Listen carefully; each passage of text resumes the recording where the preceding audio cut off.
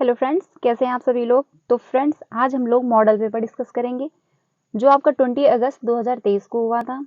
ये पूरा एक सीडीपी का सेट है, ठीक है, और ए सेट है। ये भी आप लोग ध्यान रखिएगा कि ए सेट है।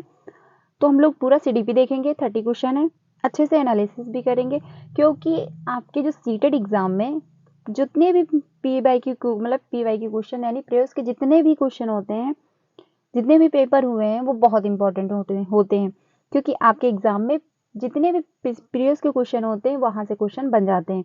तो क्वेश्चन भी देखना बहुत इंपॉर्टेंट है कि आपके पिछले एग्जाम में कैसे प्रश्न आए थे। तो आज हम लोग 2023 का जो एग्जाम हुआ था आपका 20 अगस्त को, वो हम लोग एक ए सेट है, ठीक है, वो हम लोग आज अच्छे से कवर करेंगे। तो लास्ट तक बने रहिएगा, क्योंकि यहाँ से आपको काफ़ी हेल्प मिलेगी और काफ़ी क्वेश्चन देखने को भी मिलेंगे, क्योंकि आपके सीडीपी में क्वेश्चन काफ़ी रिपीट रहते हैं। अगर आप प्रीवियस के क्वेश्चन भी अच्छे से एनालिसिस कर लेते हो, तब भी आपका सीटेट क्लियर हो सकता है, ठीक है। तो हम लोग अच्छे से देखेंगे ए सेट पूरा, मतलब सीडीपी का पूरा सेट देखेंगे, फिर हम लोग ईवीएस देखेंगे, ऐसे हम लोग हिंदी भी कवर कर लेंगे। तो स्टार्ट करते हैं फ्रेंड्स। ये पहला क्वेश्चन रहा आपका, डिस्ग्राफिया। जो आपका है डिस्ग्राफिया, ये एक डिसेबिलिटी है आपके में। डिस्ग्राफिया हो गया, डिसलेक्सिया हो गया, तो ये जितने भी हैं यहाँ से क्वेश्चन बन जाता है। तो ये हम लोग एक इस पे वीडियो बना देंगे, वो आप लोग अच्छे से देख लीजिएगा। तो जो आपका डिस्ग्राफिया है, अब ये डिस्ग्राफिया मतलब किससे संबंधित विकार है, वो मैं आपको 2 मिनट में बताती हूँ। तो डिस्ग्राफिया, ग्राफिया का मतलब ही होता है ग्राफ, मतलब आप ग्राफ बनाते हो, तो ये लिखने संबंधी विकार है। ये आप लोग ध्यान रखिएगा कि आप लिखते हो, ठीक है, कि ये लिखने संबंधी विकार है, ये आप लोग ध्यान रखिएगा। तो जो डिस्ग्राफिया है, इसका ऑप्शन कौन सा सही होगा, ये हम लोग देख लेते हैं। पहला ये ऑप्शन रहा। यह एक भाषण विकार जिसकी विशेषता हकलाना और उच्चारण में त्रुटियां करना है। लेकिन मैंने तो अभी आपको बताया कि ये लिखने संबंधी विकार है, कि जहाँ पे बच्चा लिखने में उसको समस्या होती है, वो बी को डी लिख देता है या 6 को 9 लिख देगा, ठीक है। तो उसमें उसको लिखने में थोड़ी सी समस्या आती है, वो सही से लिख नहीं पाता, लिखने में उसको थोड़ा सा टाइम लगता है। तो जो आपका डिस्ग्राफिया है, यहाँ पे तो बोलने संबंधी, मतलब हकलाना हुआ तो बोलेगा। दूसरा ऑप्शन देखते हैं, यह गतियुक्त विकार है जिसकी विशेषता स्थूल पेशी बाधिता है, ये भी नहीं होगा। अगला देखते हैं हम लोग, यह एक तंत्रिकीय विकार है जिसकी विशेषताएं अक्षरों और आकारों को बनाने में कठिनाई होती है। अभी मैंने आपको बताया कि लिखने संबंधी विकार है, तो ये आपका जो है 3 ऑप्शन सही हो जाएगा। यह एक तंत्रिकीय विकार है, इसकी विशेषता अक्षरों और आकारों को बनाने में कठिनाई होती है। बच्चे को लिखने में प्रॉब्लम होती है, वो 3 मतलब का भी लिखेगा तो पता नहीं कैसा बना देगा, मतलब ऐसे रहता है, तो उसको लिखने में थोड़ी सी समस्या होती है।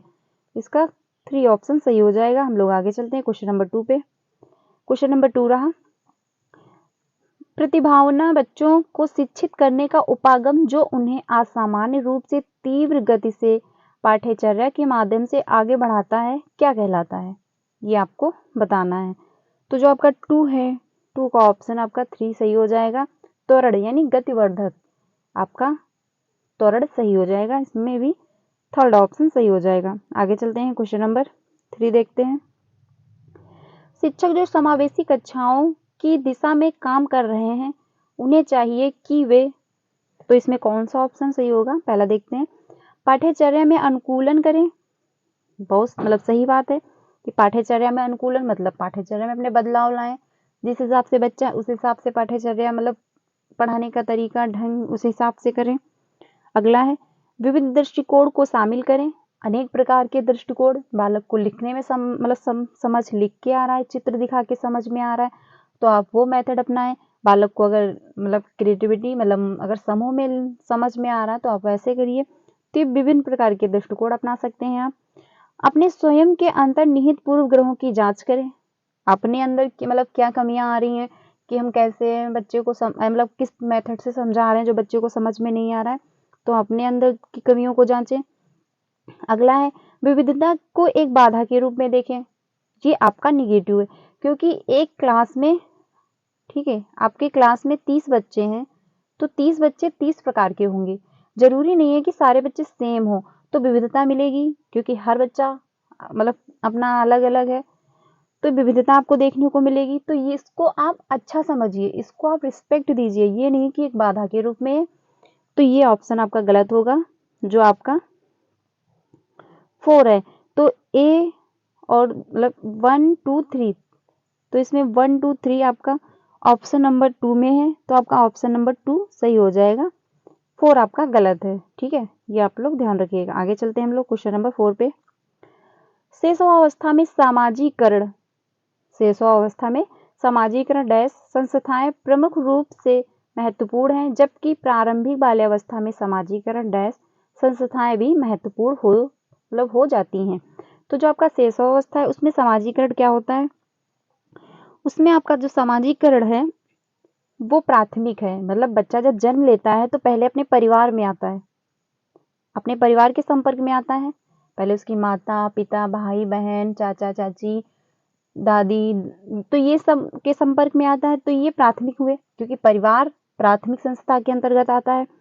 फिर वहीं पे जब बालक बड़ा होता है थोड़ा सा, जब वो प्रारंभिक बाल्यावस्था में आ जाता है 2 से 6 वर्ष की उम्र में, तो वो खेलना शुरू कर देता है, वो आसपास के बच्चों से मिलना शुरू कर देता है। तो वो जो होता है उसका माध्यमिक हो जाएगा। ठीक है, तो जो आपका 4 है, जो आपका 4 है इसका 2 ऑप्शन सही होगा, प्राथमिक और माध्यमिक। ठीक है, ये आप लोग ध्यान रखिएगा, प्राइमरी एंड सेकेंडरी। तो इसका आपका जो है 2 ऑप्शन सही हो जाएगा। ठीक है, 2 ऑप्शन सही हो जाएगा, ये आप लोग ध्यान रखिएगा। आगे चलते हैं क्वेश्चन नंबर 5 पे। क्वेश्चन नंबर 5 है, लेव वाइगोस्की के अनुसार, जो आपके लेव वाइगोस्की है, यहाँ से क्वेश्चन हर एग्जाम में देखने को मिलता है। और आपका इसी में अभी आप देखिएगा कि 2-3 क्वेश्चन लेव वाइगोस्की से आए हैं। तो इनकी थ्योरी बहुत अच्छे से कवर कर लेना, मैं भी करा दूंगी, लेकिन आप लोग जितने भी प्रीवियस के क्वेश्चन है सारे लगा डालिए, आपके 50% मार्क्स तो यहीं से आ जाएंगे। ठीक है, तो लेव वाइगोस्की के अनुसार क्या है हम लोग देख लेते हैं। सामाजिक कारक भाषा विकास को प्रभावित करते हैं, परंतु संज्ञानात्मक विकास को नहीं। तो मतलब वाइगोस्की का ये तो मानना नहीं था, क्योंकि वो मानते थे कि जो सामाजिक विकास मतलब जो भाषा का विकास है वो संज्ञान विकास को सुगम बनाता है।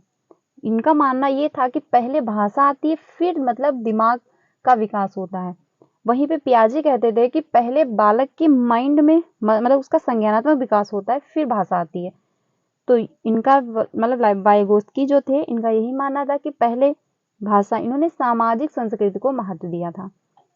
ये आप लोग ध्यान रखिएगा। तो पहला ऑप्शन गलत हो जाएगा। अगला देखते हैं, संज्ञानात्मक विकास भाषा विकास को सुगम बनाता है। यहाँ पे पहले संज्ञानात्मक आ गया, लेकिन इन्होंने पहले भाषा को महत्व दिया है, तो ये भी ऑप्शन गलत हो जाएगा।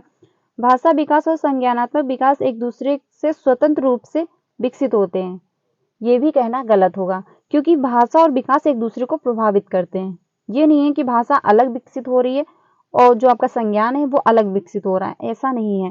तो ये दोनों स्वतंत्र नहीं है। अगला देखते हैं क्वेश्चन नंबर 4, भाषा विकास संज्ञानात्मक विकास को सुगम बनाता है। ये सही ऑप्शन होगा कि जो भाषा है आपका विकास है वो संज्ञानात्मक विकास को सुगम बनाता है। मतलब जो आपका भाषा है, भाषा के विकास से ही आपका संज्ञान विकसित होता है, ये लेव वाइगोस्की कहते हैं। आगे चलते हैं क्वेश्चन, तो इसका 4 ऑप्शन सही हो जाएगा। अब आगे चलते हैं हम लोग क्वेश्चन नंबर 6 पे। लॉरेंस कोहलबर्ग ने नैतिक तर्क के विकास स्तर पर बच्चे आमतौर पर मानते हैं कि लोगों को समाज की अपेक्षाओं पर खरा उतरना चाहिए और अच्छे तरीके से व्यवहार करना चाहिए। जो आपके लॉरेंस कोहलबर्ग हैं, इन्होंने 3 अवस्थाएं इन्होंने 3 स्तर बताए थे, स्तर इन्होंने 3 बताए थे। उनके जो चरण है वो इन्होंने 6 बताए। तो जो इनकी स्तर थे 3, वो कौन कौन से थे, वो आपका इनका था पूर्व, यहाँ पे लिखा ही हुआ है, पूर्व परंपरागत स्तर इनका ये पहला होगा। ठीक है, और दूसरा इन्होंने बताया था परंपरागत, ये दूसरा हो जाएगा स्तर। और तीसरा इन्होंने बताया था उत्तर परंपरागत, ये आपका तीसरा हो जाएगा। लेकिन इन्होंने इसी के अंतर्गत, जैसे कि आपका ये हुआ, तो इसके अंतर्गत इन्होंने 2 चरण बताए, इसके अंतर्गत इन्होंने 2 चरण बताए, इसके भी अंतर्गत इन्होंने 2 चरण बताए।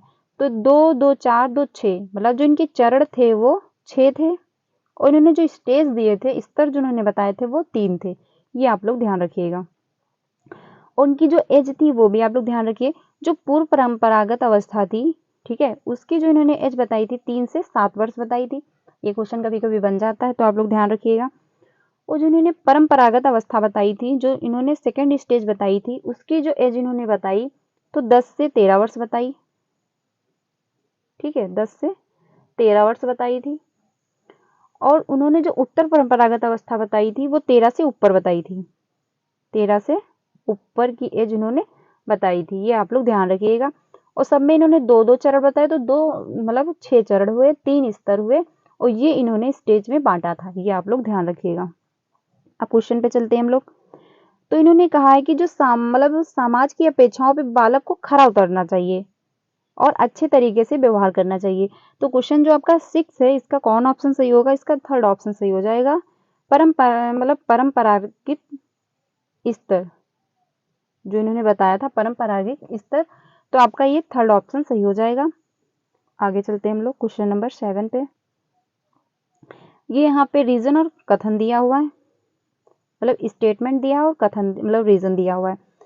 तो है शिक्षकों और शिक्षकों और साथियों जैसे अधिकार जानकर अन्य लोगों के साथ बातचीत शिक्षार्थियों को उनकी समझ और कौशल विकसित करने में मदद करने के लिए आवश्यक है, समर्थन और मार्गदर्शन प्रदान कर सकती है। ये हुआ, स्टेटमेंट सही है। आगे देखते हैं। सामाजिक संपर्क सीखने और विकास का एक जो है प्रमुख घटक है। जो सामाजिक संपर्क है, ठीक है, वो सीखने और विकास का, तो ये प्रमुख घटक हुआ। क्योंकि जब हम समाज में आते हैं, जब सामाजिक तौर पे हम मतलब समाज के संपर्क में आते हैं, तो हम अनेक प्रकार के लोगों से मिलते हैं। अनेक प्रकार के लोगों से जब मिलेंगे तो उनका बातचीत करने का तरीका, उनके सोचने समझने की मतलब जो शक्ति है वो अलग होगी। क्योंकि हर बच्चा अलग है, हर व्यक्ति अलग होता है, हर तरीके से अपना वो सोचता समझता है। तो जो आपका 6 है, ठीक है, जो आपका 7 है, तो 7 का आपका 2 ऑप्शन सही होगा। क्योंकि इसमें ए और आर दोनों सही हैं, और आर जो है ए की सही व्याख्या भी करता है। क्योंकि हम समाज के संपर्क में आकर ही हमारा विकास और अच्छा होता है। हम लोगों को देखते हैं, उनका काम करने का तरीका देखते हैं, ठीक, उनका बात करने का तरीका देखते हैं कि वो कैसे बात कर रहे हैं, उनका रहन सहन, ठीक, तो हम लोग ये सब देखते हैं, वहीं से हम लोग सीखते हैं। इसीलिए कहते हैं बालक का जैसा समाज मिलेगा, जैसा उसका कल्चर होगा, बालक वैसा बन जाएगा। तो ये ऑप्शन इसका 2 सही हो जाएगा। क्वेश्चन नंबर 8 पे हम लोग चलते हैं। तो जो आपका 8 है, अधिगम के लिए आकलन का मुख्य लक्ष्य क्या है? ये आपको बताना है। What is the main goal of the assessment for learning? तो जो 8 है आपका, 8 का आपका थर्ड सही हो जाएगा। विद्यार्थियों को प्रतिपुष्टि प्रदान करना जिससे उपयोग उनके अधिगम में सुधार के लिए किया जा सके। मतलब बालक को ऐसा असेसमेंट दिया, मतलब उनका ऐसा आकलन अधिगम का किया जाए और उन्हें ऐसी प्रतिपुष्टि दी जाए कि उनके अधिगम में, उनके लर्निंग में और उन्हें सहायता प्रदान करे, वो और बेहतर परफॉर्म कर पाए, वो बहुत अच्छे से सीख पाए। तो इसका थर्ड ऑप्शन सही होगा, ये आप लोग ध्यान रखना। आगे चलते हैं क्वेश्चन नंबर 9 पे। ये रहा क्वेश्चन नंबर। किस आयु में बच्चे शब्दों के खेल में शामिल हो जाते हैं, मतलब हो सकते हैं? किस ऐसा कौन सी मतलब आयु होती है बच्चे की जो शब्दों के खेल में वो शामिल हो जाते हैं? जैसे कि वो होता है कि मतलब वो लोग अपना स्टेटमेंट देते हैं, फिर इसमें कहेंगे एक वर्ड बताओ, जो पहेलियां होती हैं उसमें, ठीक है। और ऐसे चुटकुलों और पहेलियों को पसंद कर सकते हैं जिनमें शब्दों का खेल शामिल हो। जैसे चुटकुले हुए, पहेलियां हुई, तो लोग मतलब पहेलियां कहेंगे, फिर कहेंगे इसको बताओ। तो ऐसा मतलब ऐसी कौन सी आयु होगी जिसमें बच्चा इसमें मतलब इसमें अपना भाग लेगा? तो जो 9 है आपका, 9 का 4 सही होगा, 7 वर्ष। जब बालक 7 वर्ष का हो जाएगा तो उसमें जो मूर्त मतलब वो मूर्त संक्रियात्मक मतलब उसमें होता है, जिसमें तर्क करने की क्षमता आ जाती है, वो तर्क करने लगता है। पियाजे ने भी बताया है कि 7 से 11 वर्ष की जो उम्र होती है बच्चे की, उसमें इस उम्र में बालक में तर्क करने की क्षमता विकसित हो जाती है। वो हर चीज को कब हुआ, कैसे हुआ, क्यों हुआ, वो सोचना समझना शुरू कर देता है। तो ये 7 वर्ष हो जाएंगे, 4 ऑप्शन सही हो जाएगा आपका। क्वेश्चन नंबर 10 पे चलते हैं। जो आपकी कैरल गिलिगन थी, ठीक है, इन कोहलबर्ग की ही शिष्य थी। तो इन्होंने कहा, मतलब कोहलबर्ग के नैतिक विकास के सिद्धांत की आलोचना की। जो इन्हीं की शिष्य थी, इन्होंने ही, मतलब कोहलबर्ग की ही शिष्य थी, जो एक कैलर गिलिगर है। तो इन्होंने इन्हीं की थ्योरी का मतलब आलोकन किया, मतलब इन्हीं की थ्योरी का इन्होंने आलोचना की। तो इसमें ऐसा कौन ऑप्शन है, ये आपको बताना है। तो पहला हो जाएगा सामाजिक संज्ञानात्मक दृष्टिकोण से, ये हो जाएगा, या हो जाएगा नारीवादी दृष्टिकोण, या फिर आपका हो जाएगा आनुवांशिक कारकों को पर्याप्त महत्व न दे पाने पर, या केस अध्ययन को अनुसंधान पद्धति के रूप में उपयोग करने के लिए। तो जो कोहलबर्ग थे, इन्होंने नैतिक विकास का सिद्धांत दिया, ये आप लोगों को पता होगा। तो इन्होंने जो अपनी थ्योरी में, मतलब इन्होंने अपनी थ्योरी में जो नारीवाद था, वो इन्होंने उसको नहीं महत्व दिया। इन्होंने एक पक्ष की बात कही, इन्होंने नारीवाद को महत्व नहीं दिया। तो जो कैली गिलिगर थी, इन्होंने इसकी आलोचना की और इन्होंने कहा कि जो कोहलबर्ग की थ्योरी है, उसमें नारीवाद दृष्टिकोण को नहीं अपनाया गया है। तो ये आपका 2 ऑप्शन सही होगा इसका, क्योंकि नारीवाद दृष्टिकोण है। ठीक है, यही इनकी आलोचना हुई थी और इसमें यही कहा गया कि इन्होंने नारीवाद को नहीं अपनाया था, इन्होंने नारी के हित में बात नहीं कही थी। आगे चलते हैं क्वेश्चन नंबर 11 पे। प्याजे से एक क्वेश्चन है, आप लोग ध्यान रखिएगा कि किस किस टॉपिक से क्वेश्चन बन रहे हैं। ठीक है, क्योंकि मतलब प्रेस के क्वेश्चन तो काफी इंपॉर्टेंट ही होते हैं। सीटेड में ऐसा एक एग्जाम है जिसमें प्रेस के क्वेश्चन काफी रिपीट होते हैं, तो ये आप लोग ध्यान रखना। आगे चलते हैं क्वेश्चन नंबर 11 पे। जीन पियाजे के अनुसार पूर्व संक्रियात्मक चिंतन की मुख्य विशेषताओं में से डैश है जो किसी स्थिति के एक पहलू पर ध्यान केंद्रित करने और दूसरों की अपेक्षा करने की प्रवृत्ति को संदर्भित करता है। पियाजे का मानना ये था, मतलब कि तो इसमें कौन सी ऐसी इन्होंने अवस्था बताई थी कि बालक जैसे कि एक ये बच्चा है, ठीक, मान लीजिए कि एक बच्चा है, यहाँ पे कुछ रखा हुआ है ऐसे, और एक बच्चा ये है, आप मान लीजिए। तो जो ये बच्चा इधर बैठा हुआ है, उसको बस यही इधर का ही दिख रहा है, जो आगे का पार्ट है उसको यही दिख रहा है। वो इधर का जो पर्सपेक्टिव है वो नहीं समझ रहा है, वो सिर्फ अपना ही देख रहा है, उसको ये नहीं समझ आ रहा है कि इधर भी ऐसा ही सेम है।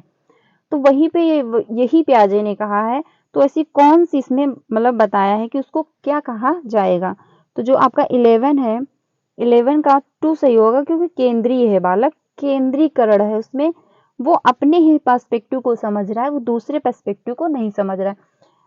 तो जो ये उम्र होती है बच्चे की, इसमें बच्चा सिर्फ अपनी ही बातों को समझता है, वो सामने वाला क्या है कैसा है सामने, जैसे कि बच्चा छोटा होता है तो उसको ये नहीं पता होता है कि पिताजी बाहर से आए हैं तो वो परेशान होंगे, ऑफिस से थक के आए हैं, वो कुछ भी नहीं। उसने अगर कहा है कि आप मेरे लिए खिलौने लेके आए, खिलौने लेके आना, तो वो क्यों नहीं लाए आप वो पूछेगा, लेकिन वो ये नहीं देखेगा कि आप थके हुए हो या आप परेशान हो, उससे इससे मतलब नहीं है। उसको अपने खिलौने से मतलब है कि आप खिलौने लाए हो कि नहीं लाए हो, बस। ठीक है, तो बच्चा उसमें जो होता है वो केंद्रीय होता है, वो केंद्रीकरण होता है इसमें। वो सिर्फ अपने पर्सपेक्टिव को समझता है, सिर्फ उसको अपने से मतलब रहता है, वो सामने वाले को नहीं समझता। मतलब उसको अपने से मतलब है, उसको अगर खिलौना चाहिए तो चाहिए, आप पैसे भी लाओ कहीं से भी लाओ, उससे कोई मतलब नहीं है। ठीक है, तो वो सिर्फ अपने को समझता है, वो केंद्रीकरण मतलब उसमें केंद्रीकरण रहता है, वो सिर्फ अपने पर्सपेक्टिव को समझता है, सामने वाले को नहीं समझता। ये आप लोग ध्यान रखना। तो इसका 2 ऑप्शन सही होगा। आगे चलते हैं हम लोग क्वेश्चन नंबर 12 पे। तो जो क्वेश्चन नंबर 12 है, प्रारंभिक बाल्यावस्था में वृद्धि डैश और सोच डैश है, जबकि मध्य बाल्यावस्था में वृद्धि डैश और सोच डैश है। तो जो आपका 12 है, 12 का आपका कौन सा ऑप्शन सही होगा। देखो, पहले प्रारंभिक बाल्यावस्था में वृद्धि स्थिर हो जाती है, क्योंकि हमने आपको बताया था इन्फेंसी में जो है आपका फिजिकल डेवलपमेंट बहुत फास्ट होता है। मैंने बताया था कि जो फिजिकल डेवलपमेंट है वो इन्फेंसी आपका शेष अवस्था में तीव्र होता है, लेकिन यहाँ पे कहा गया है प्रारंभिक बाल्यावस्था, तो ये गलत हो जाएगा ऑप्शन आपका, ये गलत हो जाएगा। ठीक, धीमा नहीं होता है, स्थिर रहता है जो आपका प्रारंभिक बाल्यावस्था है। ठीक है, तो जो आपका 12 है स्थिर रहेगा। आगे देखते हैं, और सोच मतलब कुछ हद तक आत्म केंद्रित रहेगी, क्योंकि अभी मैंने आपको पहले प्याजे की थ्योरी में बताया, मतलब प्याजे का जो क्वेश्चन था उसमें बताया कि बालक केंद्रीकरण होता है, बालक अपने आप की मतलब अपना जो उससे मतलब है वो उसको समझता है, वो अपने पर्सपेक्टिव को देखता है, सामने वाले को नहीं समझता। तो उसमें कुछ हद तक आत्म केंद्रीकरण हुआ। फिर आगे देखते हैं, जबकि मध्य बाल्यावस्था में वृद्धि जो है वो धीमी रहती है और सोचने का जो होता है तर्क उसमें आ जाता है। यही स्टेज होती है आपकी 7 से 11 वर्ष, जो आपका मध्य बाल्यावस्था होता है, इसी के भी अराउंड होता है। तो उसमें तर्क करने की मतलब जो शक्ति है वो आ जाती है, कि पियाजे की थ्योरी में भी कहा गया है। तो जो आपका है ऑप्शन 12, इसका 2 ऑप्शन सही हो जाएगा। क्वेश्चन जो 12 क्वेश्चन है इसका 2 ऑप्शन सही होगा। स्थिर है, कुछ हद तक आत्म केंद्रित है और धीमी है और तर्क है। ठीक, तो इसका 2 ऑप्शन सही होगा। हम लोग कुछ चलते हैं अगले क्वेश्चन पे। निम्नलिखित में से कौन सा स्थूल गतिक कौशल है जो आपका which of the following is the gross motor skill. मैंने आपको ये डिस्कस किया हुआ है आपके साथ, अगर आप लोगों ने नहीं देखा तो आप लोग जाके देख सकते हैं, क्योंकि हम जो सीडीपी है वो हम लोग थ्योरी वाइज डिस्कस कर रहे हैं। हमने सोचा कि एक मॉडल पेपर भी देख लेते हैं, कि इससे ये आइडिया हो जाएगा कि क्वेश्चन कैसे आते हैं, कहाँ कहाँ से ज्यादा पूछे जाते हैं। ठीक है, तो आप लोग ध्यान रखना। जो आपका ग्रॉस मोटर स्किल है, मैंने आपको बताया था कि ग्रॉस मोटर स्किल और आपका फाइन मोटर स्किल। ठीक, तो मैंने आपको ये भी बताया था कि जीएफ से आप लोग याद रख सकते हैं, जी से ग्रॉस मोटर स्किल, एफ से फाइन मोटर स्किल। जो आपका ग्रॉस मोटर स्किल है स्थूल गतिक कौशल है, और जो फाइन मोटर स्किल है सूक्ष्म गतिक कौशल है।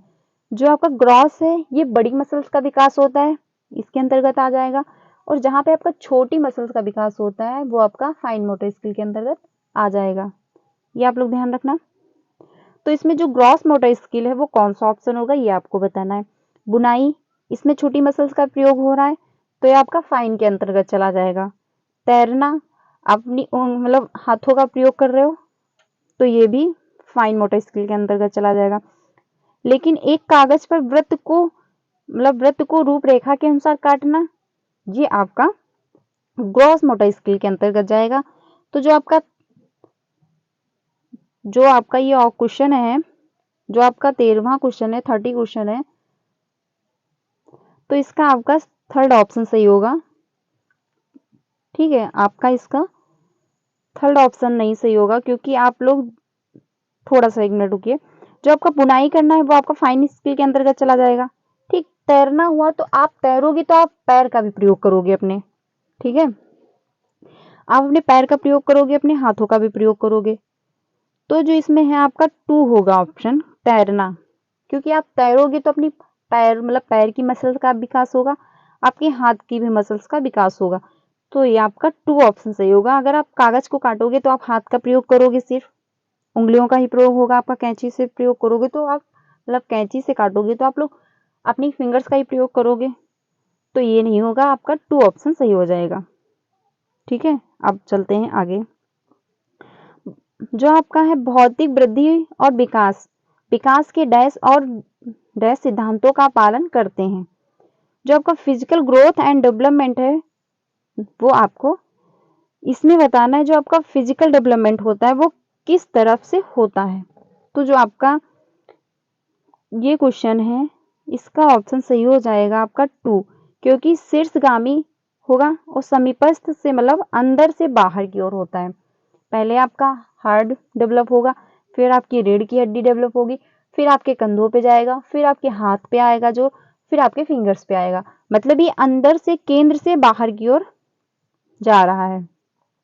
तो इसी को कहते हैं आंतरिक से बाहर, मतलब शीर्षगामी और समीपस्थ।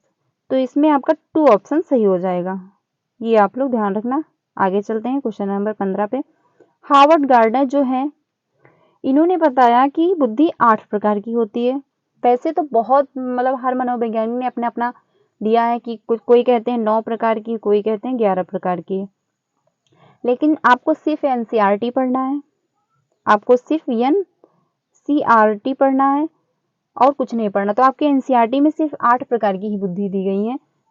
वो 8 प्रकार की बुद्धि आपके हार्वर्ड गार्डनर ने बताया है। तो कौन कौन सी बुद्धि ये हम लोग देखते हैं। हार्वर्ड गार्डनर के अनुसार एक मार्गदर्शी के पास डैश प्रकार की बुद्धि और मूर्तकार के पास डैश प्रकार की बुद्धि होती है। इसमें मतलब किस मात्रा में अधिक बुद्धि होती है आपको बताना है। तो जो दर्शन शास्त्री होते हैं आपके, ठीक है, जो आपके दर्शन शास्त्री मतलब इंटेलिजेंट जो होते हैं, जो मतलब जो मतलब दूसरों को समझ सके, या फिर जो मतलब अपने आप को ही जो होते हैं कि मतलब खुद की भावनाओं को समझते हैं, जैसे गौतम बुद्ध हुए। ठीक है, तो दर्शन शास्त्री वो हुए। और जो मूर्तिकार जो मूर्तियां बनाते हैं वो हुए, तो उनकी उनकी बुद्धि में अंतर है। तो कौन सी जो दर्शन शास्त्री है उनकी किस प्रकार की बुद्धि है, और आपके जो मूर्तकार हैं उनकी किस प्रकार की बुद्धि है, ये आपको बताना है। तो जो दर्शन शास्त्री हैं आपके अंतः व्यक्तिक हो जाएंगे, मतलब इंट्रा पर्सन। और आप लोग ध्यान रखिएगा कि इंट्रा पर्सन का मतलब होता है खुद को समझना। मतलब गौतम बुद्ध ने खुद को ही मतलब उनमें आत्मसात करना था। और जो इंटर पर्सन का मतलब होता है, जो आपका इंटर पर्सन होता है, इंटर का मतलब ही होता है एक से अधिक।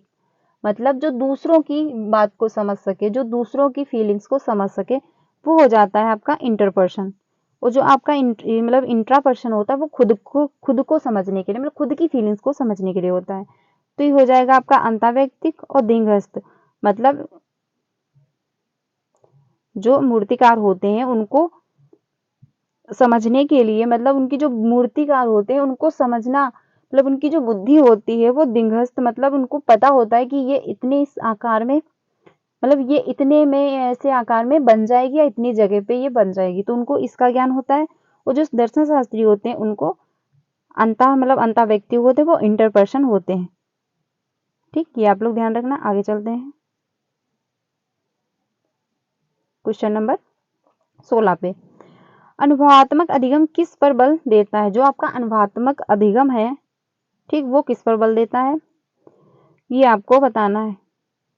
जो आपका 16 है इसका ऑप्शन सही होगा आपका थर्ड, आलोचनात्मक प्रतिबिंब के महत्व पर। मतलब जो आलोचनात्मक बच्चा जब उसमें अनुभव होगा, ठीक है, तो अवलोकन कर पाएगा, उसमें आलोचना कर पाएगा कि ये इसका सही है या इसका ये गलत है। तो इसका थर्ड ऑप्शन सही होगा। आगे चलते हैं हम लोग क्वेश्चन नंबर 17 पे। बच्चों में समस्या समाधान कौशल को बढ़ाने के लिए निम्नलिखित में से कौन सा प्रभावी तरीका है? जो बच्चे हैं उनमें समस्या समाधान कौशल का विकास करने के लिए इसमें ऐसा कौन सा प्रभावी एक तरीका है? तो जो 17 है आपका, 17 का 4 ऑप्शन सही होगा। उन्हें बुद्धि मंथन करने और सहज अनुमान लगाने के अवसर दें। उन्हें जब मतलब खुद से करने के लिए आप अवसर दोगे तो बच्चा अच्छे से कर पाएगा। जो बच्चा है वो जब खुद से कुछ करेगा तो उसमें वो दिमाग लगाएगा कि ऐसे होगा या ऐसे होगा, इसको हम किस तरीके से कर सकते हैं, किस तरीके से नहीं कर सकते हैं, और कैसे क्या करें। तो वो खुद से मंथन जब करेगा तो उसका जो मतलब माइंड है जो उसका और डेवलपमेंट होगा। तो इसका जो उसका अनुमान है वो भी मतलब अनुमान लगाएगा अपना। तो जो इसका है 4 ऑप्शन सही होगा कि वो समस्या समाधान को किस तरीके से हल कर रहा है। इसमें वो जब खुद से करेगा तो और अच्छे से सीखता जाएगा और फिर वो अच्छे से प्रॉब्लम सॉल्विंग कर पाएगा। ठीक है, लेकिन हम लोग और भी ऑप्शन देख लेते हैं। स्वतंत्र चिंतन और हतोत्साहित करना और घोषणात्मक ज्ञान पर ध्यान केंद्रित करना, ये आपका ऑप्शन गलत हो जाएगा। कठिन समस्याओं से बचने के लिए उन्हें प्रोत्साहित करना, मतलब उन्हें कठिन समस्याओं, मतलब जो कठिन समस्याएं होती हैं उनसे उनको ऐसा मतलब करें कि इससे बचो, इसके लिए उन्हें प्रोत्साहित करें, ये भी गलत होगा। ठीक है, अगला है उन्हें समस्याओं का तैयार समाधान उपलब्ध करा दें। मतलब कि जो भी उनके आगे समस्याएं आ रही हैं, जो भी उनकी पढ़ाई से रिलेटेड या उनकी लाइफ से रिलेटेड जो भी समस्याएं आ रही हैं उसको आप सॉल्व करके सीधे दे दो। बच्चा उसमें अपनी बुद्धि ना लगाए, जो बिल्कुल मतलब कॉपी ही करता रहे, तो उसका जो मतलब मस्तिष्क है, जो उसका कॉग्निटिव डेवलपमेंट है वो अच्छे से नहीं हो पाएगा। वो सिर्फ कॉपी करता रहेगा जिंदगी में बस। तो यही इसका ऑप्शन सही होगा जो 4 है। वो जब खुद से प्रॉब्लम सॉल्व करेगा तो वो खुद से समझेगा और अच्छे से कर पाएगा। जब उसकी लाइफ में आगे चल के वैसी ही प्रॉब्लम आएगी तो वो अच्छे से डील कर लेगा। तो इसका 4 ऑप्शन सही हो जाएगा। हम लोग आगे चलते हैं क्वेश्चन नंबर 18 पे। निम्नलिखित कथनों को पढ़िए और सही विकल्प का चयन कीजिए। आपका स्टेटमेंट दिया है, फिर आपका रीजन दिया है। मतलब शिक्षार्थियों को सार्थक वातावरण बनाना चाहिए जिससे सभी बच्चों की सक्रिय भागीदारी और संलग्नता हो। शिक्षक को ऐसा वातावरण देना चाहिए जिसमें सभी बच्चे सक्रिय रूप से भाग लें। ठीक है, अब इसका कारण देख जानते हैं। सभी बच्चे आंतरिक रूप से सीखने के लिए प्रेरित होते हैं। बिल्कुल सही बात है, क्योंकि हर बच्चा कुछ न कुछ जानता है और हर बच्चा सीखने की क्षमता रखता है। बस क्या करना है, हमको उसको अच्छा वातावरण देना है और अच्छे तरीके से उसको डील करना है। उसको किस मतलब हर बच्चे की सीखने की क्षमता अलग है, उसको किस हिसाब से समझ में आ रहा है, बस हमको ये जानना है और उसको उसी हिसाब से पढ़ाना है या समझाना है। ठीक है, तो हर बच्चा सीखने की क्षमता रखता है, ये भी सही है।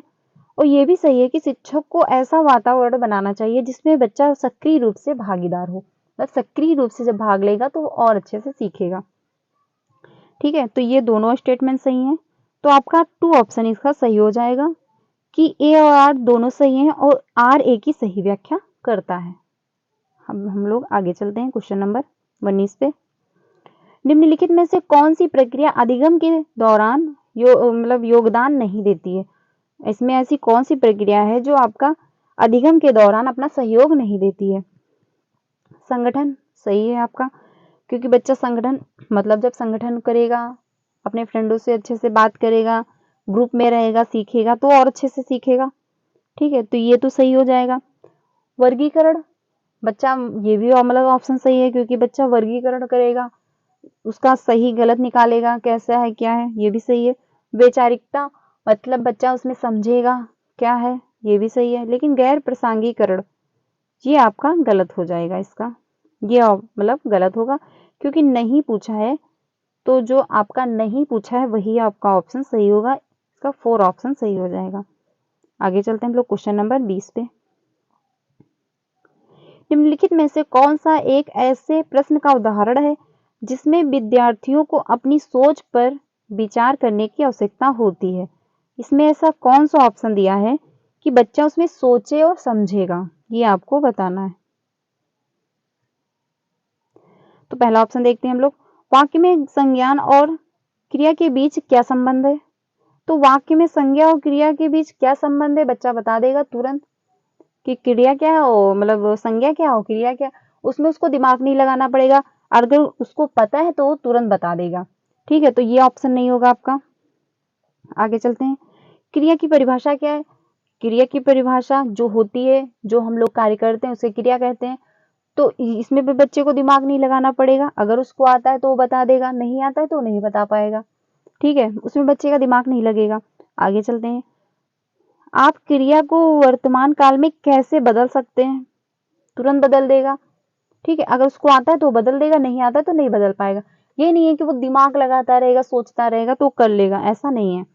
लेकिन जब क्वेश्चन नंबर 4 पे आएगा, कक्षा की शुरुआत से क्रियाओं के उपयोग के बारे में अपनी समझ कैसे बदली, जो उसकी आपकी समझ कैसे बदली, तो इसमें हर बच्चा अपनी अपनी राय देगा कि उसको शुरुआत में जब वो बच्चा स्कूल आया तो क्लास में आया तो क्या था।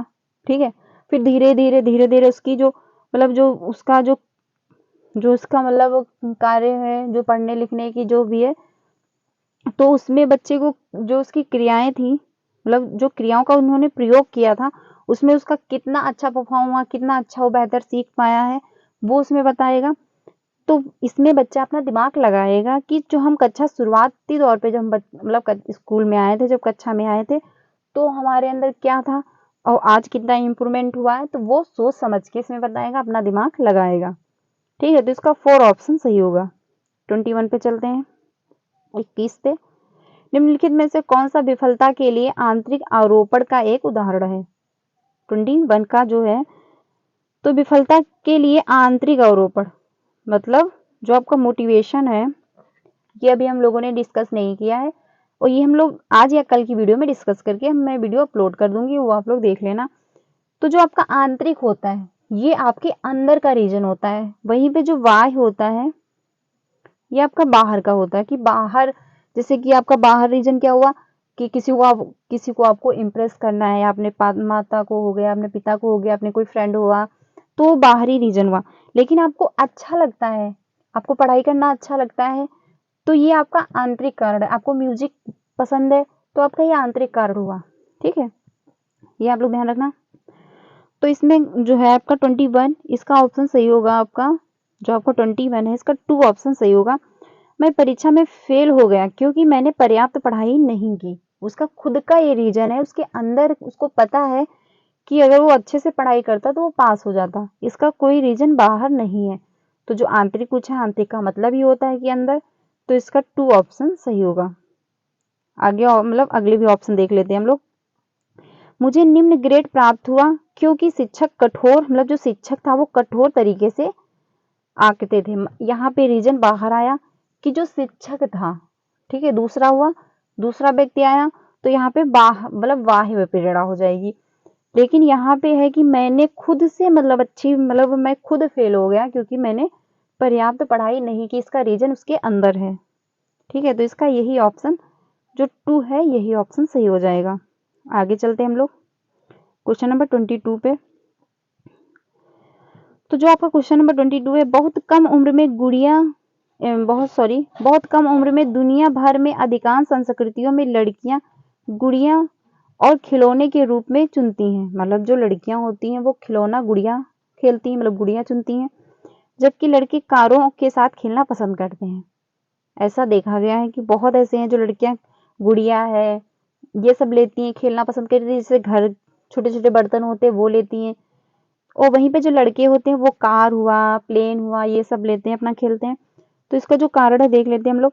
बच्चे किसी विशेष संस्कृति की अपेक्षाओं के आधार पर एक लड़के या लड़कियों के लिए क्या उपयुक्त माना जाता है, इसके बारे में जानकारी व्यवस्थित करते हैं और उसके अनुसार व्याख्या करते हैं। तो जो आपका 22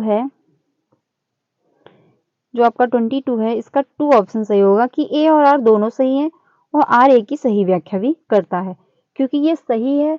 देखा होगा कि बहुत जो लड़कियां होती हैं वो गुड़िया लेती हैं, घर के बर्तन जैसे हुए, खाना वाना बनाने वाले छोटे छोटे जो आते हैं उनके साथ वो खेलना पसंद करती हैं। लेकिन वहीं पे जो लड़के होते हैं वो कार हुआ, बाइक हुई, या कुछ भी ऐसे जो बर्तन हो मतलब होते हैं खेल, वो उनके साथ खेलना पसंद करते हैं। तो इसका 2 ऑप्शन सही होगा। आगे चलते हैं हम लोग। ये रूढ़िबद्धता को दर्शाता है, ये भी आप लोग ध्यान रखिएगा। आगे चलते हैं क्वेश्चन नंबर 23 पे। लेव वाइगोस्की के अनुसार डैश बच्चों के संकल्पनात्मक योग्यताओं के विकास में महत्वपूर्ण भूमिका निभाता है। जो आपके लेव वाइगोस्की थे, इनके अनुसार जो संकल्पनात्मक योग्यता है उसके विकास में महत्वपूर्ण भूमिका निभाता है। तो इसमें कौन सा ऑप्शन सही होगा? मूर्त पुरस्कार, कि बच्चे को ये मतलब जो तोहफे के अनुसार जो पुरस्कार दिए जाते हैं वो, या सहकर्मी सहयोग हो जाएगा, या सामाजिक अलगाव। तो जो लेव वाइगोस्की हैं आपके, इन्होंने समाज को महत्व दिया है ना कि अलगाव को, तो ये भी ऑप्शन गलत हो जाएगा। मानकीकृत पाठ्यक्रम, ये भी आपका गलत हो जाएगा। यहाँ पे आपका ऑप्शन 2 सही हो जाएगा, सहकर्मी सहयोग। प्री कोलैबोरेशन मतलब बच्चा ग्रुप में सीखता है, जब समूह में सीखेगा तो बच्चा अच्छे से सीख पाएगा वो। तो जो लेव वाइगोस्की थे आपके, इन्होंने यही माना कि मतलब इन्होंने, इनकी थ्योरी ही यही है, सामाजिक सांस्कृतिक भाषा, मतलब इन्होंने समाज को, संस्कृत को और भाषा को, लैंग्वेज को ही महत्व दिया है। तो जब बच्चा समूह में सीखेगा, समाज में सीखेगा तो और अच्छे से सीख पाएगा। तभी इनका ये मानना था कि सहकर्मी सहयोग, इससे बच्चा अच्छे से सीखेगा। आगे चलते हैं क्वेश्चन नंबर 24 पे। लेव वाइगोस्की के सिद्धांत के अनुसार आंतरिक वाक, इन्होंने एक बताया था कि साइलेंट स्पीच, इनका ये था। जब हम लोग लेव वाइगोस्की देखेंगे तो वहां पे हम लोग सारे अच्छे से कवर कर लेंगे। तो जो लेव वाइगोस्की थे, इन्होंने कहा था आंतरिक वाक, ठीक है। तो ये इसमें कौन सा ऑप्शन ऐसा सही होगा? बच्चों के लिए एक काल्पनिक दोस्त के साथ संप्रेषण करने का एक तरीका है, कि बच्चा जो खुद से बात करता है, आपने देखा होगा जब बच्चा खुद से बात करता है, जब बच्चा छोटा होता है, जैसे उसका खिलौना टूट गया तो वो खुद से बात करेगा कि ये ऐसे जुड़ेगा, या ऐसे इसका ये पार्ट कहाँ पे है, या ऐसा, मतलब बच्चा खुद से बात कर रहा है, वो खुद को मोटिवेट कर रहा होता है, ठीक है। तो इसका ये ऑप्शन गलत हो जाएगा 24 का। आगे देखते हैं। संज्ञानात्मक अपरिपक्वता का प्रतीक है, मतलब बच्चा परिपक्व नहीं हुआ है, इसका ये प्रतीक है, ये भी गलत हो जाएगा। विकासात्मक देरी का संकेत है, कि बच्चे का विकास देरी से हो रहा है, इसका यह संकेत होगा, ये भी कहना गलत है। लेकिन जो आपका 4 ऑप्शन है, बच्चों के लिए यह सोच को नियंत्रित करने का एक तरीका है, यही आपका ऑप्शन सही है। कि जो बच्चे हैं वो जब खुद से बात करते हैं, खुद को मोटिवेट करते हैं, तो खुद को एक बेहतर राह दे रहे होते हैं, वो खुद को मतलब जो उनकी जो खुद की सोच है उस पर वो नियंत्रित कर रहे होते हैं। तो 4 ऑप्शन इसका सही होगा। आगे चलते हैं हम लोग क्वेश्चन नंबर 25 पे। 25 जो है आपका, 4 वर्ष की अपर्णा कहती है कि एक बटन जिंदा है। ठीक है, जो 4 वर्ष की एक बच्ची है वो कहती है कि एक बटन जिंदा है क्योंकि यह अपनी शर्ट को एक साथ बांधने में मदद करता है। जीन पियाजे के अनुसार यह सोच की विशेषता है। बच्चा जो है छोटा सा, वो सोचता है कि जो बटन है वो जिंदा है क्योंकि वो दोनों पार्ट को बांधने का कार्य कर रहा है। तो इसमें ऐसा कौन सा ऑप्शन सही होगा, ये आपको बताना है। तो जो आपका 25 है, इसका 2 ऑप्शन सही होगा, जीववादी चिंतन। उसको लगता है कि इसमें जीवन है, उसमें जान है, इसलिए वो जीववादी चिंतन है। तो इसका 2 ऑप्शन सही होगा। आगे चलते हैं हम लोग क्वेश्चन नंबर 26 पे। निम्नलिखित में से शालीनता वाले विद्यार्थियों की विशिष्ट विशेषता कौन सी है? 26 है आपका, विद्यार्थियों की विशिष्ट विशेषता कौन सी है? जो शालीनता मतलब जो खुद में रहते हैं। तो 26 का ऑप्शन आपका थर्ड सही हो जाएगा।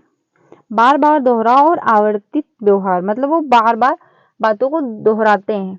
आपने जो शालीनता मतलब जो जिनमें शालीनता पाई जाती है, तो उसमें ये रहता है कि बच्चा हर बात को बार बार दोहराएगा। ठीक है, उसमें बार बार दोहराना पड़ता है, वो बार बार हर बात को रिपीट करता रहता है। तो इसका जो है आपका थर्ड ऑप्शन सही होगा। आगे चलते हैं हम लोग क्वेश्चन नंबर 27 पे। ये भी कथन दिया हुआ है। तो शिक्षार्थियों के बीच समालोचनात्मक चिंतन को सुगम बनाने के लिए शिक्षकों को उन्हें विविध परिस्थितियों और विभिन्न दृष्टिकोणों से अवगत कराना चाहिए। ये आपका है। आगे देखते हैं। जब विद्यार्थी विभिन्न मतभेदों के बीच बातचीत करने में संलग्न होते हैं तो वे समालोचनात्मक और रचनात्मक रूप से सोचने की अपनी क्षमताओं को सीखने और समृद्ध करते हैं। बिल्कुल सही बात है कि बच्चा जब समालोचनात्मक मतलब रचनात्मक, तो उसमें जो सोचने समझने की क्षमता उसकी उसमें वृद्धि होगी, उसमें विकास होगा। तो ये बिल्कुल सही बात कही गई है। तो जो आपका 27 है, इसका 2 ऑप्शन सही होगा क्योंकि ये भी सही है और जो इसका कारण दिया है वो भी सही है। तो ए और आर दोनों सही हैं और ए आर की सही व्याख्या भी करता है। 2 ऑप्शन आपका सही हो जाएगा। Both A and R true मतलब ट्रू करेक्ट एक्सप्लेनेशन, मतलब इसका सही व्याख्या भी करता है। तो 2 ऑप्शन सही हो जाएगा। आगे चलते हैं हम लोग क्वेश्चन नंबर 28 पे। निम्नलिखित में से अधिगम एक प्राथमिक लक्ष्य कौन सा होना चाहिए? अधिगम का जो प्राथमिक लक्ष्य वो कौन सा होना चाहिए? पहला ऑप्शन है तथ्यों को रटना, मतलब जितने भी स्टेटमेंट दिए हो सबको रट लो, ये प्राथमिक लक्ष्य नहीं होगा। यंत्रवत याद करने, ये भी गलत हो जाएगा। आप लोग ध्यान रखना कि जहाँ पे रट्टा, याद करना, एकमात्र, ये सब निगेटिव मतलब देते हैं, तो इनको आप लोग तुरंत काट देना, ये सही नहीं हो सकते। समकक्षियों के साथ प्रतिस्पर्धा, यह आपका हो जाएगा समालोचनात्मक चिंतन का विकास। तो इसमें 28 में आपका 4 सही होगा ऑप्शन जो है समालोचनात्मक चिंतन का विकास, कि बच्चा सोचे समझे, उस पर तर्क करे और उसको समझे कि ये है तो ऐसा क्यों है, उस पर अपना रीजन ढूंढे। ठीक, तो उसमें उसका जो मस्तिष्क का विकास है वो अच्छा होगा, उसका दिमाग का जो है कॉग्निटिव डेवलपमेंट अच्छा होगा। तो इसका 4 ऑप्शन सही होगा। आगे चलते हैं। ये सेकंड लास्ट क्वेश्चन है 29। बच्चे सबसे प्रभावी ढंग से तब सीखते हैं यदि कोई अवधारणा, मतलब बच्चे तब प्रभावी रूप से सीख पाएंगे अगर इसमें कौन सी ऐसी अवधारणा हो। तो जो सामान्य से विशिष्ट की ओर बढ़ती है ये होगा, या अमूर्त से मूर्त की ओर। बच्चे छोटे हैं, उनको अगर अमूर्त मतलब जैसे उन्होंने कभी, मान लीजिए कि कभी उन्होंने सेब नहीं देखा है, ठीक, कभी उन्होंने सेब देखा ही नहीं है, तो आप कह रहे हो कि ये मतलब उनको दिखाओ नहीं, ए फॉर एप्पल बोल दो, तो वो नहीं वो समझेंगे कुछ भी होगा।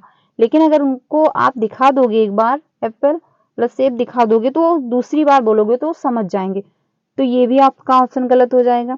जटिल से सामान्य की ओर, बच्चे छोटे हैं, उनको जटिल तरीके जब बताओगे तो बच्चा पहले ही बोर हो जाएगा, वो कुछ नहीं सीख पाएगा। तो ये भी ऑप्शन गलत हो जाएगा। तर्क संगत की अनुभवजन्य की ओर बढ़ती है, मतलब बच्चा छोटा है, उसमें तर्क करने की क्षमता अभी विकसित ही कहाँ हुई है। जब तक वो पियाजे के अनुसार 7 साल का नहीं हो के ऊपर ही जब होगा तभी बच्चे की तर्क करने की क्षमता विकसित होगी, वो भी छोटा है। ठीक है, तो ये भी आपका ऑप्शन गलत हो जाएगा। 29 का आपका ए ही ऑप्शन सही होगा कि सामान्य से विशिष्ट की ओर ले जाएं। पहले बच्चे को देखें कि उसका पूर्व नॉलेज क्या है, ठीक है, पहले उसको पूर्व नॉलेज देखेंगे, फिर उसको धीरे धीरे धीरे करके विशिष्ट की ओर ले जाएंगे। तो यही आपका ऑप्शन सही हो जाएगा कि बच्चा पहले सामान्य से विशिष्ट की ओर जाएगा। इसका फर्स्ट ऑप्शन सही होगा। ये लास्ट क्वेश्चन है, विद्यार्थियों के सीखने की शैलियों में विविधता, जो बालक हैं वो सीखते हैं, उनकी शैलियों में विविधता होती है। तो इसमें कौन सा ऑप्शन सही होगा? को महत्व दिया जाना चाहिए और मानव विविधता के प्रतिबिंब के रूप में देखना, मतलब देखा जाना चाहिए। जो बालक में सीखने की विविधता है, हर बालक, हर बच्चा, जो हर बच्चा है तो उसमें सीखने समझने की क्षमता अलग अलग होती है, कोई भी दो बच्चे एक समान नहीं होते हैं। तो जो उनकी विविधता है उसको हमको महत्व दिया जाना चाहिए और मानव विविधता के प्रतिबिंब के रूप में देखना चाहिए। तो इसका ए ही ऑप्शन सही हो जाएगा, बाकी गलत होंगे। देख लेते हैं हम लोग कि अपेक्षा की जानी चाहिए, बिल्कुल गलत है, क्योंकि उसकी अपेक्षा नहीं, उसको हमको सम्मान देना है और उसको साथ में लेके चलना है। ये आपका ऑप्शन गलत हो जाएगा। जो आपका अगला है, ठीक है, ये आपका ऑप्शन गलत है। को शिक्षण अधिगम प्रक्रिया के दौरान ध्यान में नहीं रखा जाना चाहिए। मतलब जब आप शिक्षण प्रक्रिया कर रहे हो तो सभी को समान रूप से पढ़ाते चले जाओ, चाहे बच्चे को समझ आए ना आए। किसी को समझने में प्रॉब्लम हो रही तो होने दो, किसी को देखने में समस्या आ रही तो होने दो, किसी को समझने में समस्या आ रही तो होने दो, किसी को सुनने में भी समस्या आ रही तो होने दो। ऐसा नहीं होगा, क्योंकि हर बच्चे को हमको समान रूप से लेना है और समान मतलब हर बच्चे को उसकी नीड के अनुसार हमें देखना है। ये भी आपका ऑप्शन गलत हो जाएगा। अगला है, को शिक्षण अधिगम की प्रक्रिया में बाधा और अवरोध के रूप में देखना चाहिए कि जो ये विविधता शैली है, जो हर प्रकार के बच्चे हैं, उसको हमको बाधा के रूप में देखना चाहिए कि ये पढ़ने में, आगे बढ़ने में हमको समस्या दे रहा है। ऐसा नहीं है, क्योंकि हर बच्चा जो हर तरीके का है वो अच्छा है, उसको हमको सम्मान देना है और उसको साथ में लेके चलना है। तो हर बच्चे की नीड के अनुसार, बच्चे को अगर देखने में समस्या आ रही है, ठीक, बच्चे को अगर देखने में समस्या आ रही है तो उसको हम आगे बैठा देंगे। अगर बच्चे को सुनने में समस्या आ रही है तब भी उसको हम आगे बैठा देंगे, ठीक है। अगर बच्चे को किसी प्रकार की, अगर बच्चे को चलने में समस्या है तो हम लोग क्लास जो है ग्राउंड फ्लोर पे बना देंगे, ठीक है। तो बच्चे की नीड के अनुसार हम लोग पढ़ाएंगे, जो उनकी विविध शैलियां हैं उनके अनुसार पढ़ाएंगे। बच्चे को अगर थोड़ा सा लेट में समझ में आ रहा है तो उसको एक्स्ट्रा टाइम दे देंगे, ठीक है। तो बच्चे को अगर देख के, मतलब अगर हम कोई एग्जाम्पल दे रहे हैं, अगर बच्चे को दिखा के एग्जाम्पल समझ में आ रहा है तो हम लोग दिखा के एग्जाम्पल दे के समझा देंगे। तो जिस हिसाब से बच्चा है, जिस हिसाब से बच्चे को समझ में आ रहा है, हम लोग उस हिसाब से उसको पढ़ाएंगे। तो इसका जो है आपका ए ही ऑप्शन सही हो जाएगा। तो फ्रेंड्स, ये 30 क्वेश्चन थे हम लोगों ने डिस्कस किए। सीडीपी का पूरा एक सेट था, ए सेट था, ठीक है। आपका जो ये 2023 में आपका एग्जाम हुआ था 20 अगस्त को, ठीक, वही था, मैंने आप लोगों के साथ डिस्कस किया। अगर समझ आया है तो कमेंट सेक्शन में जरूर बताइएगा एंड मेरे चैनल को सब्सक्राइब करिएगा, लाइक करिएगा, क्योंकि यहाँ पे आपको सीटेट से रिलेटेड ही वीडियो मिलेंगी। हम लोग हिंदी पेडालॉजी डिस्कस कर चुके हैं, सीडीपी डिस्कस कर रहे हैं और साथ में हम लोग प्रैक्टिस भी कर रहे हैं। और प्रैक्टिस ऐसी कर रहे हैं कि हम लोग साथ में क्वेश्चन भी कर रहे हैं और टॉपिक से रिलेटेड क्वेश्चन ढूंढ रहे हैं, और जो टॉपिक है वो उसके भी कॉन्सेप्ट क्लियर करते चल रहे हैं साथ में। तो उससे ये रहता है कि ये समझ आता है कि इसके किस प्रकार के प्रश्न बन सकते हैं, इससे आपकी एक समझ बेहतर होगी, ठीक है। तो अगर वो वीडियो नहीं देखी है आप लोग तो जाके देख सकते हैं। ये मैंने टॉप 30 क्वेश्चन डिस्कस किए। ये आपका एक पूरा सेट था जो आपका 2023 में एग्जाम हुआ था 20 अगस्त को। तो फ्रेंड्स, इतना ही